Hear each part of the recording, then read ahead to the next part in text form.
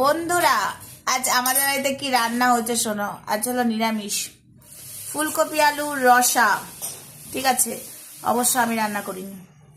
এ দেখো, ফুলকপি কাবড়ি ছোলা দিয়ে আলু দিয়ে পনির দিয়ে একটা তরকারি। এবার বলবে ফুলকপি আলুর রসা, হ্যাঁ ডাল হয়েছে, বাট এই তরকারিটা এখন এখানে নামিয়েছে, তো আমি এখানেই বসেছিলাম।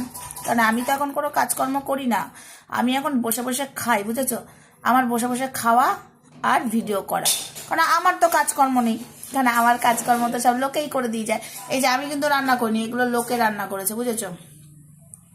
এই তোমরা এখন বলবে এই লোকে কেন কেন, তোমরাই তো বলো আমি লাইভ এলাই, তোর খেয়ে দে কাজ নেই। তাই আমি সত্যি বলছি, আমার কাজ নেই, তোমরাই আমার কাজ করে দাও। তাই আমাদের বাড়িতে ফুলকপি আলুর তরকারি, তারপরে পনির দিয়ে কাবড়ি ছোলা দিয়ে ফুলকপি দিয়ে আলু দিয়ে একটা তরকারি। যেহেতু আমি ফুলকপি আলুর তরকারি শুধু খেতে পারি না, তাই আর পনির দিয়ে আলু দিয়ে আমি খাবো তরকারি।